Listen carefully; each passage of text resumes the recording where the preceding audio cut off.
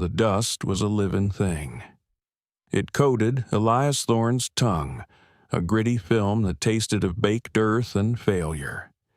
It settled in the lines around his eyes, worked its way under the collar of his shirt, and painted the world in a uniform shade of weary brown. The sun was a hammer, beating down on the cracked plains, and the silence was so vast it had a weight of its own, pressing in on the small, defiant shape of his homestead. The cabin was a testament to stubbornness, built of logs he had hauled himself, each one a monument to a hope that had long since curdled into mere survival. Heat shimmered in waves from the ground, twisting the distant, bruised purple mountains into liquid apparitions. This land did not nurture, it scoured. It took everything and gave back only calluses and a deeper solitude. Elias stood on the porch, a structure that sagged with the same bone-deep exhaustion he felt himself. His body was a map of hard miles and harder fights, a collection of scars and aches that told the story of a life lived on the unforgiving edge of the world. He was a man carved from the very rock and timber around him, solid and unyielding, his face a landscape of quiet hardship. He squinted toward the horizon, where the wagon trail dissolved into the shimmering heat. He was waiting for the help he had scraped together his last few dollars to buy. The advertisement had been simple, promising a strong back, a man willing to work for keep, and a pittance. The $5 he'd sent to the broker in a town 3 days' ride east felt like a king's ransom, a desperate gamble on a future that felt less likely with every sunrise. He needed another pair of hands to wrestle this ranch from the dust's greedy clutch, to mend the fences the wind tore down, to dig the well deeper before the spring gave its last gasp. The rumble came first. A low vibration felt through the soles of his worn boots long before his ears caught the sound. It was the stagecoach, a lumbering beast of wood and leather, kicking up a plume of that ever-present dust as it crawled across the prairie. It was an unusual sight. The main line ran a dozen miles to the south. This detour was a special delivery, a service he'd paid extra for, because leaving his land for even a day felt like surrendering it. He watched it approach, a slow-moving blotch of civilization in a world that had forgotten the meaning of the word. His jaw was set, a hard line of anticipation mixed with the familiar sourness of skepticism. In his experience, things rarely arrived as promised. Hope was a currency for fools in softer places. The coach groaned to a halt, the horses stamping and blowing, their flanks dark with sweat. The driver, a leathery man with eyes like chips of flint, spat a stream of brown tobacco juice into the dirt. He didn't speak, just jerked a thumb toward the passenger door. Elias braced himself, expecting to see a raw-boned farmhand, maybe a drifter with desperation in his eyes, someone as broken and stubborn as himself. The door swung open with a tortured creak. What emerged was not a man. She was small, so slight she seemed in danger of being carried away by the next gust of wind. She stepped down onto the parched earth with a grace that was utterly alien to this place, her movements measured and deliberate. She wore dark, simple trousers and a tunic of a deep blue color, the fabric foreign but practical. Her hair was a glossy black river, pulled back tightly from a face that was still an unreadable mask of porcelain calm. Her eyes, dark and intelligent, swept over the scene, the dilapidated cabin, the endless expanse of hostile land, and, finally, Elias himself. She held a small, cloth-wrapped bundle in her hands, her only luggage. She was Chinese, and she was the last thing on earth he had expected. A cold knot of anger and disbelief tightened in Elias's gut. This had to be a mistake, a cruel, ridiculous joke. He strode toward the driver, his boots crunching on the gravelly dirt. "What is this?" His voice was a low rasp, unused to conversation. The driver shrugged, already gathering his reins. "Paid for, $5, that's her." He gestured with his chin toward the woman, who stood perfectly still beside the coach, her gaze fixed on some distant point on the horizon. "I paid for a hired hand. A man." Elias bit out, the words tasting like ash. "Bill of sale says passage and delivery." The driver grunted, not meeting his eyes. "Broker in Red Creek said you wanted help. This is the help he sent. My job's done." He cracked the whip, and with a lurch and a jangle of harnesses, the stagecoach began to pull away, leaving the woman standing alone in a cloud of its departure. The dust settled around her, a fine powder on her dark clothing, but she did not move, did not cough, did not even blink. Elias turned to face her, the full weight of the swindle crashing down on him. The broker hadn't sent a worker. He had emptied some back alley den or poorhouse, pocketing the fee and sending this child. She was a liability, another mouth to feed from a larder that was already perilously thin. She was a piece of fine china set down in a rock quarry. She would break. He felt a surge of raw frustration, not at her, but at the world, at his own cursed luck. He had gambled his last $5, and he had lost in a way he could never have imagined. "There's no place for you here," he said, the words blunt and hard. He did not mean for them to be cruel, only honest. This was a truth the land itself screamed every day. She finally looked at him. Her eyes were not frightened, as he'd expected. They were clear, deep, and unnervingly direct. She gave a slight, almost imperceptible bow of her head. Then she spoke, her voice quiet but firm, each word pronounced with careful precision. "I am Lynn May. I was sent." The finality in her voice was absolute. The stagecoach was gone, a dwindling speck on the horizon. The next one would not pass this way for a month, if it came at all. A storm was gathering in the west, the sky turning the color of a day-old bruise. The wind began to pick up, a low moan that whispered through the dry grass. They were trapped here. He, the solitary man who had walled himself off from the world, and she, the impossible stranger delivered to his doorstep. The silence returned, heavier than before, filled with the vast, unspoken space between them. He had bought what he thought was a solution, but what stood before him was a problem he had no idea how to solve. A useless, fragile thing that would surely be devoured by the harshness of this life. He was wrong. The storm broke just after dusk, a furious onslaught of wind and rain that turned the world outside the cabin into a churning chaos. Elias had watched Lynn May as the sky darkened, expecting to see fear in her eyes, a panic that would confirm his assessment of her as a fragile, misplaced creature.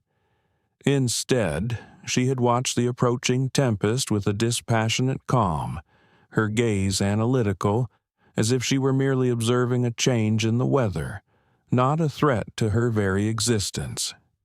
He had grunted a single word, "Inside," and she had followed him without question, her steps light and silent on the rough-hewn floorboards. Now, the wind howled like a hungry wolf against the logs of the cabin, and rain lashed against the single glass pane of the window in violent sheets. They were confined in the small, one-room space, a forced proximity that was as uncomfortable as a poorly set bone. The air was thick with the smell of wet earth, wood smoke from the hearth, and the unspoken tension between them. Elias sat at the crude wooden table he'd built, cleaning his rifle, the familiar scent of gun oil a small comfort in the suffocating quiet. His movements were methodical, practiced, a ritual of control in a situation that was spiraling far beyond it. He could feel her presence in the corner of the room, a quiet, watchful energy that was impossible to ignore.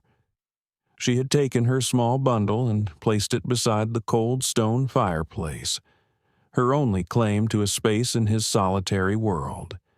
He had no idea what to do with her. The thought of sending her back was a constant nagging refrain, but the reality of their isolation made it an empty wish. A month. 30 days until the stagecoach might return. 30 days of sharing his meager food, his cramped space, his suffocating silence with this woman who was a living symbol of his own foolish desperation.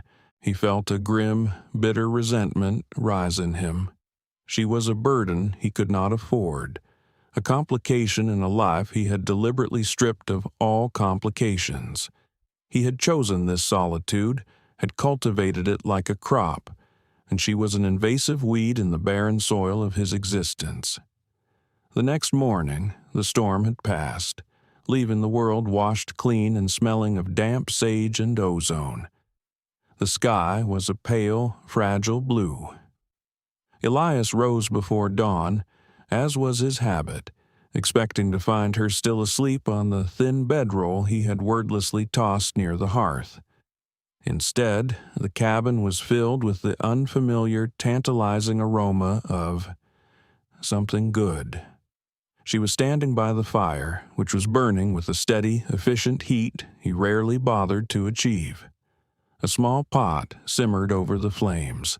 She had found his dwindling supply of cornmeal and jerked venison and, through some alchemy he couldn't comprehend, had transformed them. She ladled a portion into a wooden bowl and set it on the table. It was a simple porridge, but it was hot, savory, and more nourishing than anything he had eaten in months. He ate in silence, his surprise warring with his suspicion. He had expected her to be a helpless dependent. He had not expected her to make his home more of a home in the space of a single night. After he finished, he stood, the bowl still warm in his hands. He looked at her, really looked at her, for the first time since her arrival. She was watching him, her expression neutral. He needed to establish the reality of their situation, to show her the impossibility of her being here. He decided on a test. "The south fence is down," he said, his voice a rusty growl. "Section by the creek bed. Needs mending." It was brutal work. The posts were heavy, the wire sharp, the ground baked hard as iron. It was a job for a strong man, a job designed to break her, to prove to them both that she did not belong. She simply nodded. "I will need a hammer. And pliers." He led her out into the bright, cool morning.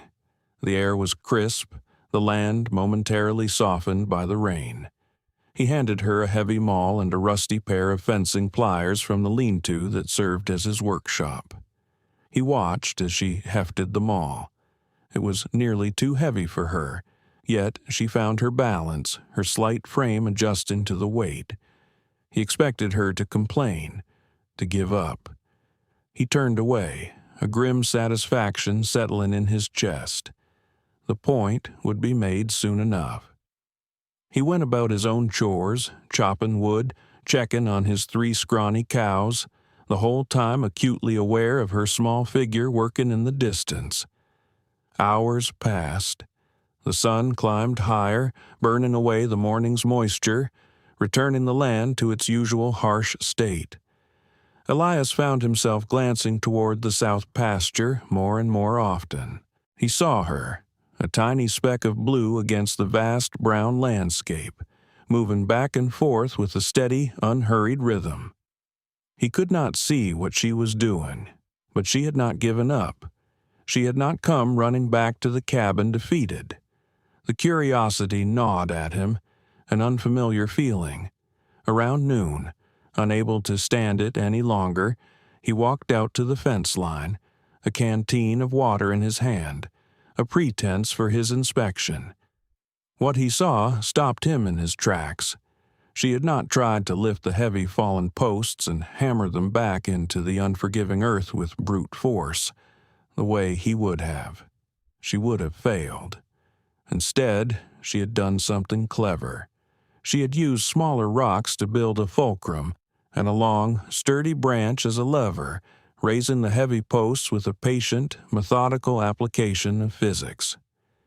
She had dug away the hard-packed earth around the base of the holes, softening it with water she'd carried from the creek, making it easier to reset the posts securely. The wire was not yet strung, but the foundation of the repair was solid, ingenious, and accomplished with a fraction of the effort he would have expended. Her hands were raw and blistered, a stark contrast to their delicate appearance, but her face was set in a mask of intense concentration. She was not just resilient, she was intelligent. He stood there for a long moment, the canteen forgotten in his hand. The first crack appeared in the wall of his certainty.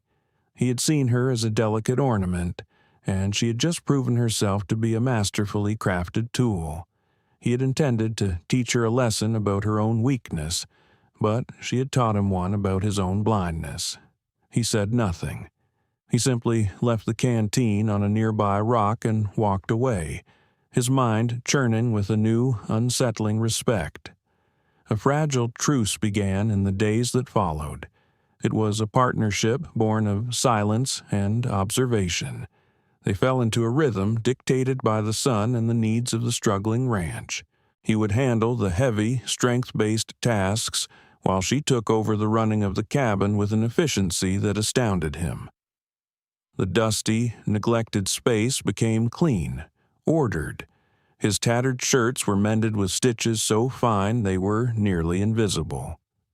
The food, though still made from the same meager ingredients, was consistently wholesome and flavorful. She had found a patch of wild herbs by the creek and used them to season their meals. She wasted nothing. Every scrap of cloth, every peel of a potato, every drop of water was used with purpose. He found himself watching her.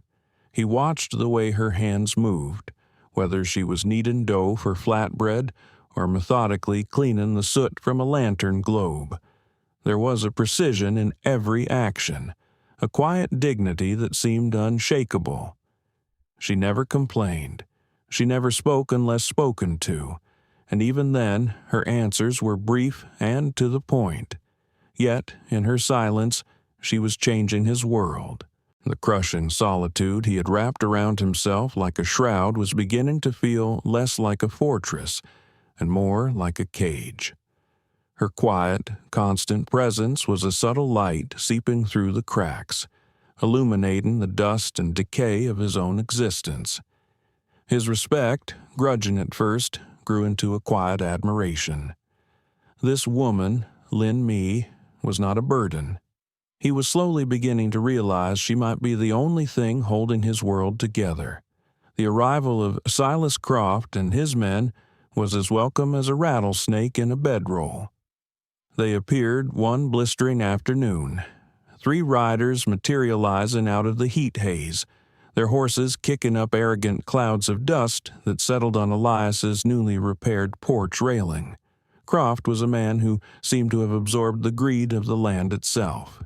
He was large, his expensive clothes stained with sweat, his face florid and perpetually sneering. He ran the largest cattle operation in the territory and believed that everything under the wide, empty sky rightfully belonged to him. He especially believed Elias Thorne's small plot belonged to him, for the simple reason that it contained the Willow Creek Spring, the only reliable water source for 20 miles in any direction. Elias had been cleaning a harness on the porch when they rode up.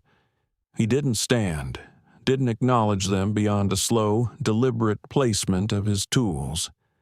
He knew this confrontation was inevitable. It had been brewing for months, ever since Croft's last offer, an insulting pittance for the land his father had bled for, had been met with Elias's stony silence. Croft swung down from his horse, his spurs jingling a predatory tune on the hard-packed earth. His two men, hulking shadows with dull eyes and gun belts slung low on their hips, remained mounted, their hands resting near their pistols.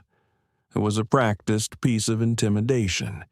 "Thorne," Croft began, his voice a gravelly boom that tried to fill the vast silence. "Still squatting on my water, I see." He surveyed the small homestead with open contempt, his gaze lingering on the signs of recent repair, the mended fence, the weeded patch near the cabin that Lin May had started to turn into a small garden. These were signs of permanence, and Croft did not like them. Elias said nothing. He continued to work the leather of the harness with an oiled rag, his movements calm and measured. His silence was his shield and his weapon. It unnerved men like Croft, who lived on noise and bluster. It was then that Lin May stepped out of the cabin, a bucket of water in her hands. She moved with her usual quiet grace, her focus on the task at hand, watering the thirsty seedlings in her new garden. She did not seem to notice the newcomers at first, but the sudden, charged stillness in the air made her pause. She looked up, her dark eyes meeting the surprised and leering gazes of Croft's men. Croft let out a low, ugly chuckle. Well, what have we here, Thorne? Didn't take you for a man with such exotic tastes." His eyes roamed over Lin May, stripping her of her dignity with their casual cruelty.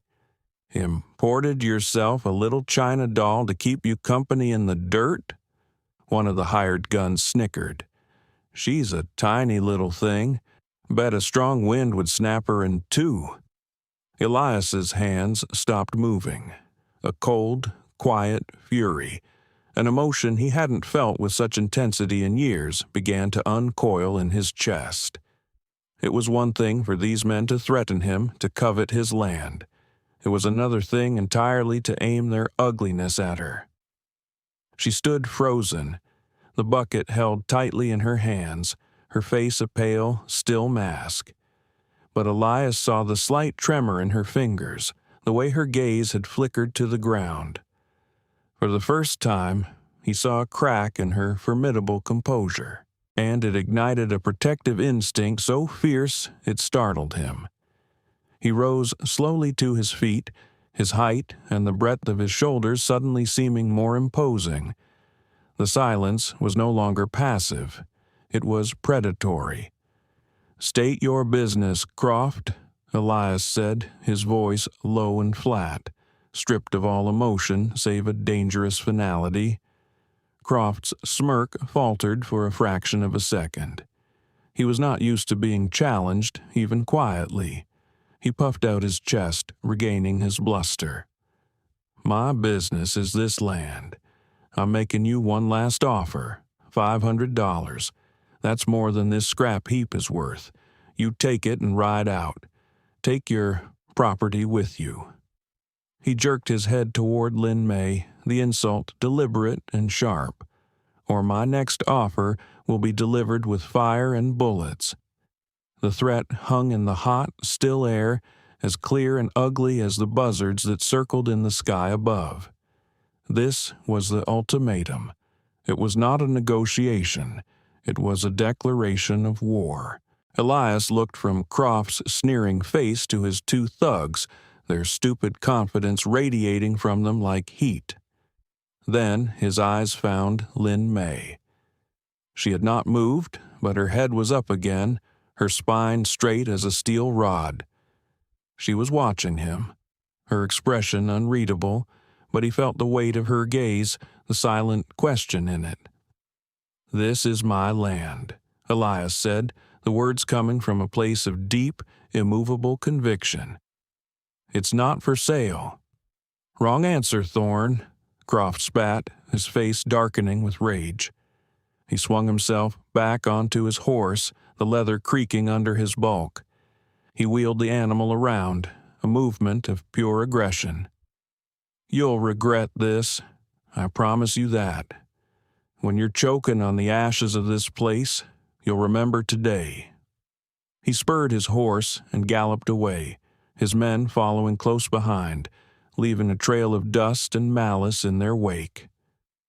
The silence they left behind was different. It was no longer peaceful or merely empty. It was the tense, listening silence of a world holding its breath, waiting for the violence that was sure to come. Elias turned to Lin May. The mask of calm was back on her face, but he could see the tension in the set of her jaw.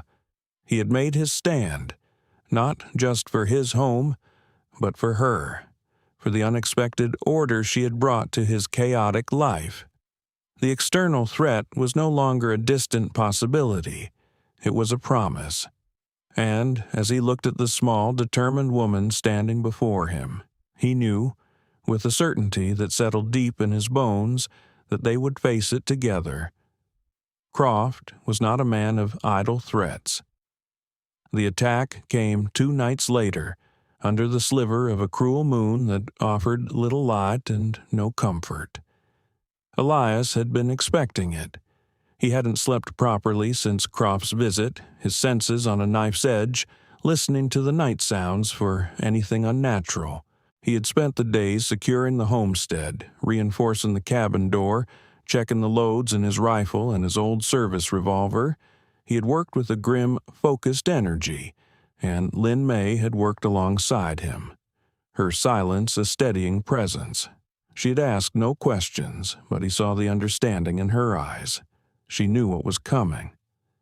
The first sign of trouble was the low, distressed sound from his small herd of cattle. It was a murmur of panic that cut through the chirping of the crickets. Elias was instantly awake, grabbing the rifle that leaned against his cot. He moved to the window, peering into the oppressive darkness.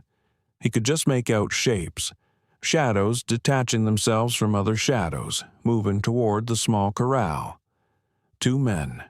They were trying to run off his livestock, the first step in Croft's campaign of attrition. "Stay inside," he ordered Lin May, his voice a harsh whisper. "Keep the door barred. Don't open it for anyone." She nodded, her face pale in the faint moonlight filtering through the window.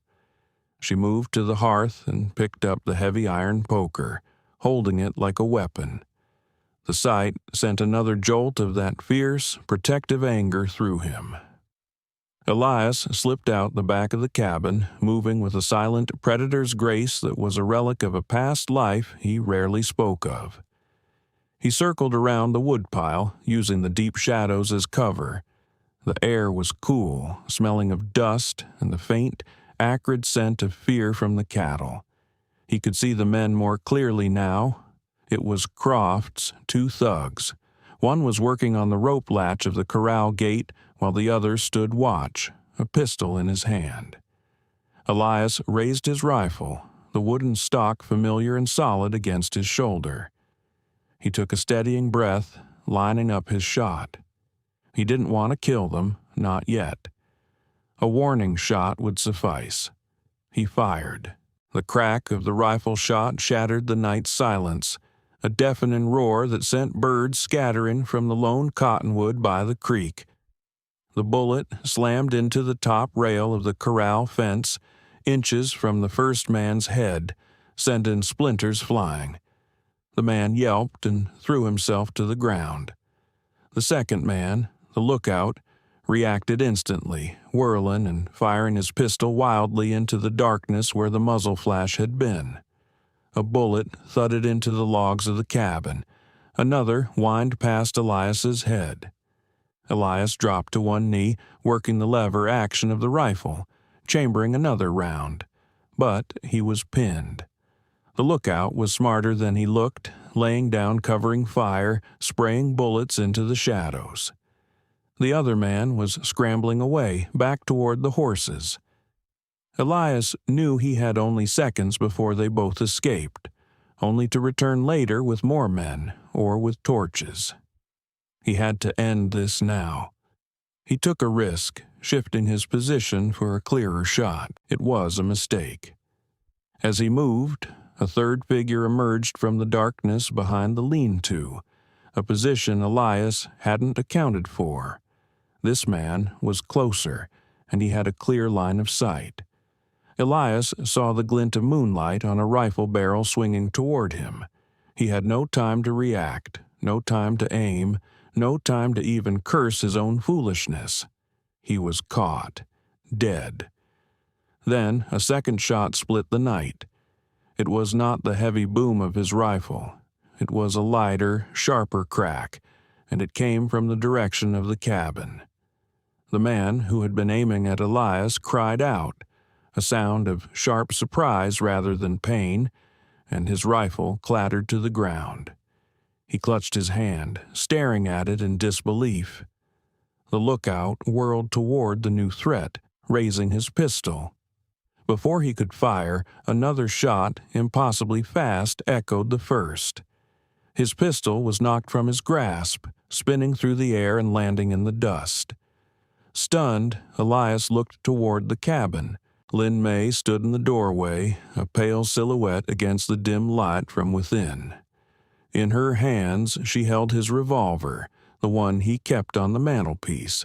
She held it not with the trembling uncertainty of a novice, but with a two-handed grip, her stance balanced and steady, her focus absolute. The barrel was still smoking. The two uninjured thugs needed no further encouragement. They scrambled onto their horses and fled into the night, the third man stumbling after them, clutching his wounded hand. Silence descended once more, thick and ringing in the aftermath of the gunfire. Elias slowly got to his feet, his heart pounding in his chest. He looked at the discarded weapons in the dirt, then back at the woman in the doorway. He walked toward her, his mind struggling to process what he had just witnessed. 2 shots, in the dark, at a distance of at least 30 yards.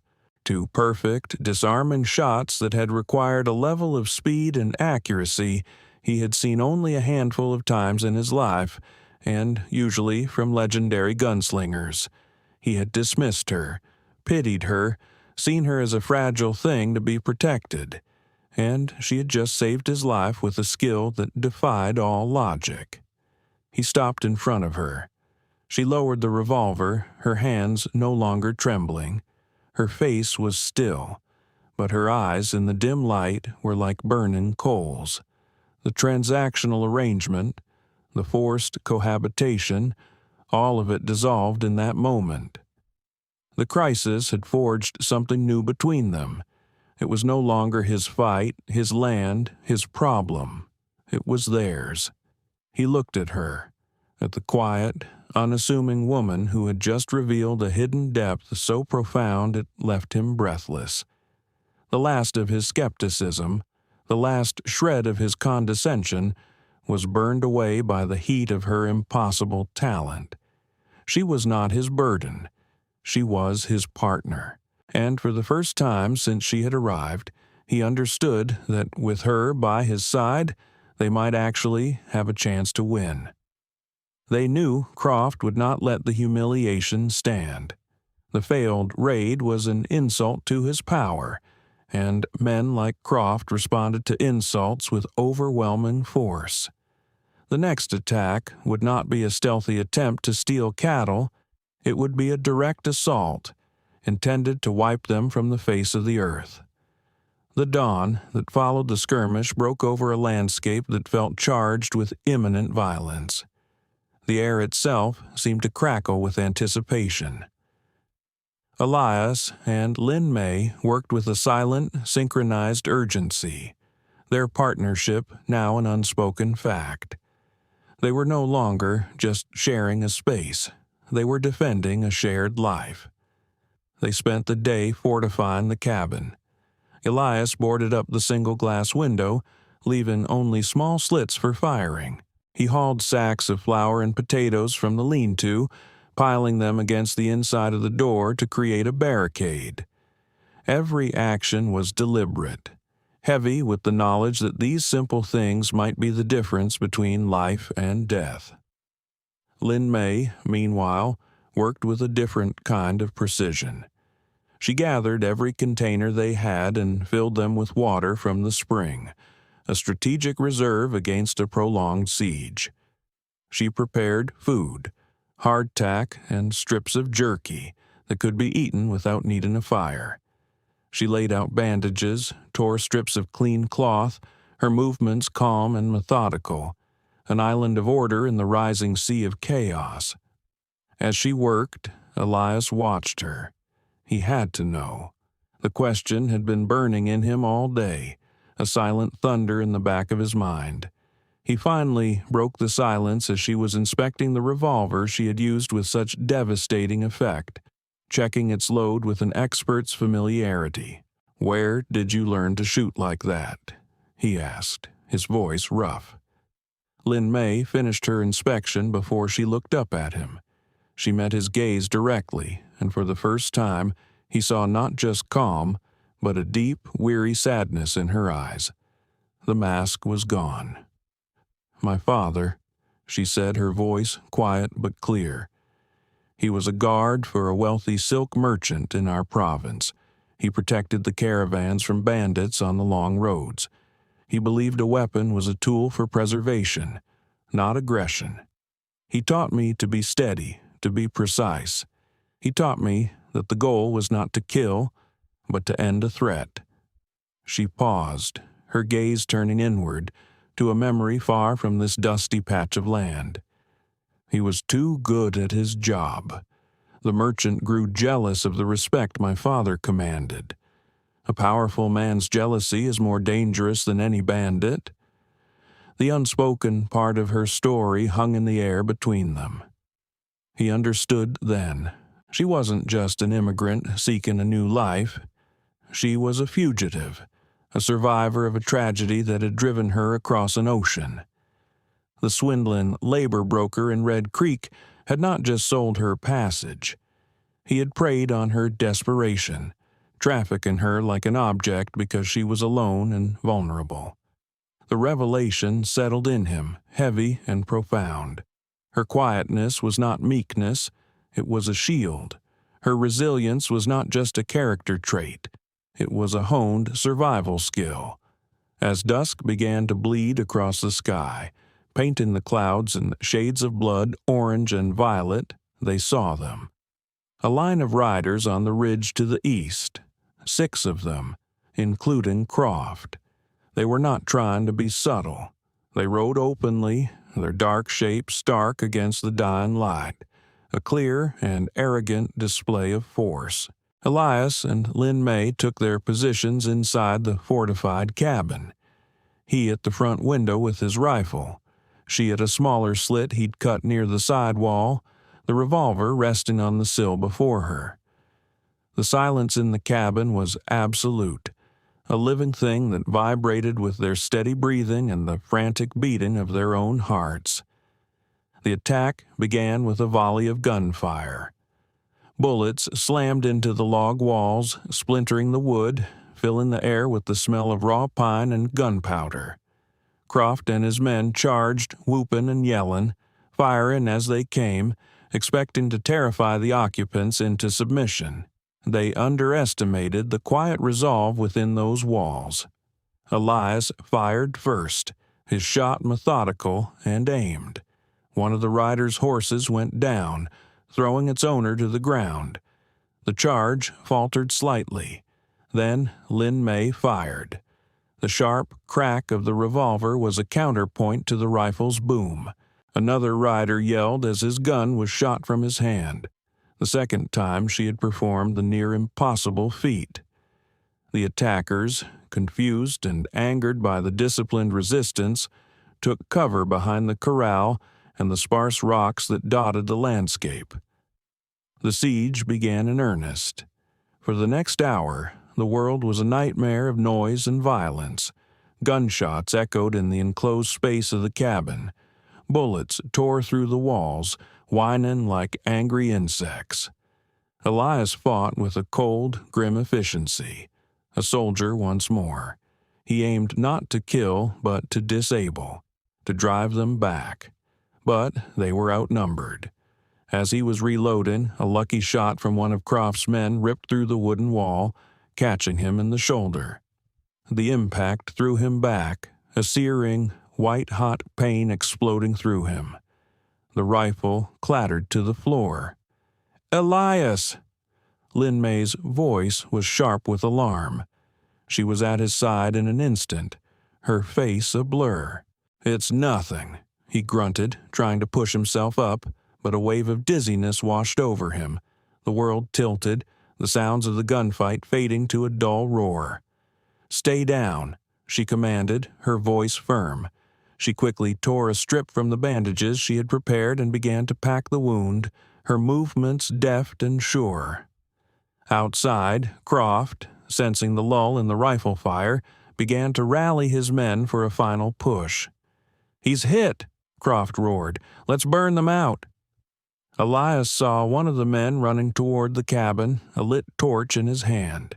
He struggled to reach for his rifle, but his arm was useless, the pain a blinding fire. They were going to die. But Lin May was already moving. She grabbed the rifle, propped it in the window slit, and took aim. Her small frame was dwarfed by the weapon, but she held it with an unwavering steadiness. She took a breath, let it out slowly, and squeezed the trigger. The rifle bucked against her shoulder, but her aim was true. The torch fell from the running man's hand, sputtering out in the dirt a safe distance from the cabin. A stunned silence fell over the attackers. Croft, enraged, stood from behind his cover, raising his own rifle for a final, desperate shot at the window. In that moment, Lin May worked the lever action, chambered another round, and fired again. The shot was not aimed at Croft, but at the large rock just beside his head. The bullet struck the stone, and the ricochet caught Croft in the leg. He screamed, a high, thin sound of agony and outrage, and crumpled to the ground. That was the end. The fight broke. The remaining men, their leader down and their nerves shattered by the uncanny marksmanship from the cabin, dragged Croft onto a horse and fled into the darkness, leaving the night to the ringing silence and the smell of spent gunpowder. Inside the cabin, the aftermath was quiet and intensely focused. Lin May helped Elias to his cot, her expression a mixture of fierce concentration and deep concern. The adrenaline was fading, leaving behind the throbbing, insistent reality of his wound. She cleaned it with water and whiskey, her touch gentle but firm. As she worked, stitching the wound closed with a needle and thread from her mending kit, their faces were inches apart. The chaos of the battle had stripped away every pretense, every wall they had built between them. All that was left was a raw, undeniable connection.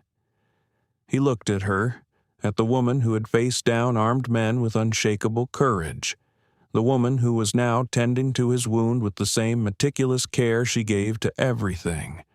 She had saved him. She had saved their home.